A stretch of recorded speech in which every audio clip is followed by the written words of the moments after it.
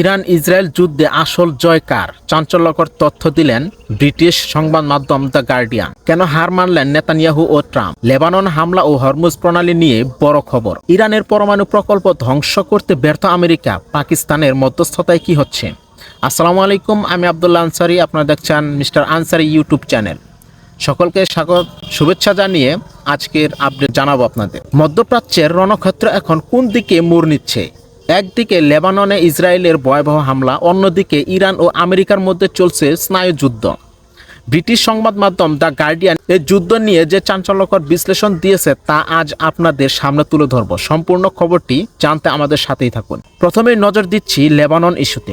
যুদ্ধবিরতির পরপরই ইসরায়েল লেবাননের উপর যে ভয়াবহ হামলা শুরু করেছে তাতে প্রথম আঘাতেই আহত হয়েছেন অন্তত 1400 মানুষ। বড় বড় ভবন ধসে পড়েছে, এমনকি তেলের পাম্পগুলোকেও লক্ষ্যবস্তু করা হয়েছে।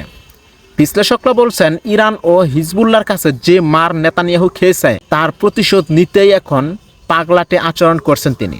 মূলত নিজের ক্ষমতা টিকিয়ে রাখতে এবং জেল থেকে বাঁচতে তিনি পুরো মধ্যপ্রাচ্যকে অশান্ত করে তুলেছেন। বিশ্ববিখ্যাত সংবাদ মাধ্যম দ্য গার্ডিয়ান তাদের এক প্রতিবেদনে স্পষ্ট জানিয়েছেন, দীর্ঘ যুদ্ধে ইসরায়েল বা আমেরিকা আসলে কিছুই অর্জন করতে পারেনি, বরং এই যুদ্ধের সবচেয়ে বড় লুজার বা পরাজিত ব্যক্তি হলেন নেতানিয়াহু। কয়েক যুগ ধরে ইরানকে শেষ করার যে পরিকল্পনা তিনি করেছিলেন তা পুরোপুরি ব্যর্থ হয়েছে।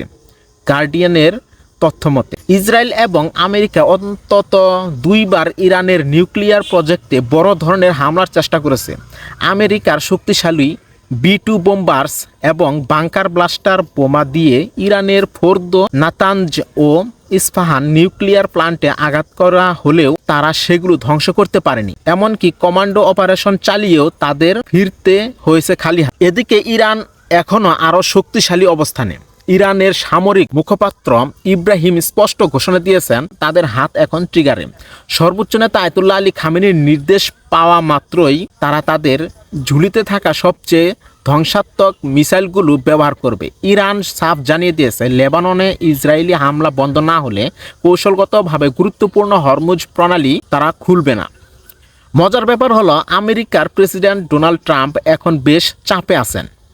একদিকে ইসরায়েলের আবদার, অন্যদিকে নিজ দেশের জনগণের ক্ষোভ। পরিস্থিতি সামাল দিতে আমেরিকা এখন পাকিস্তানের দ্বারস্থ হচ্ছে। পাকিস্তানের পররাষ্ট্রমন্ত্রী মহসিন লাকবি এবং সেনাপ্রধান আসিম মুনিরের সাথে আমেরিকার প্রতিনিধিদের বৈঠক চলছে। ট্রাম্প চাইছেন পাকিস্তানের মাধ্যমে ইরানের সাথে একটি মধ্যস্থতায় আসতে। কিন্তু প্রশ্ন হলো, আলোচনার আড়ালে কি আবারও বড় কোনো ষড়যন্ত্রের ছক আঁকছে আমেরিকা? প্রিয় দর্শক, এ যুদ্ধ প্রমাণ করে দিয়েছে যে শক্তি দিয়ে ইরানকে দমন করা এখন আর সম্ভব নয়, বরং ইউরোপের সাধারণ মানুষ, ব্রিটিশ থেকে স্প্যানিশ নাগরিকরা পর্যন্ত আজ ফিলিস্তিন ও ইরানের পক্ষে রাজপথে নামছে। নেতানিয়াহুর মিত্ররা তাকে ছেড়ে চলে যাচ্ছে। সামনের দিনগুলোতে পরিস্থিতি কোন দিকে যায় সেটাই এখন দেখার বিষয়। পরবর্তী আপডেট পেতে আমাদের ইউটিউব চ্যানেলটি সাবস্ক্রাইব করুন এবং ফেসবুক পেজটি ফলো দিয়ে সাথেই থাকুন। আজকের মতো এখানে বিদায় নিচ্ছি। আসসালামু আলাইকুম।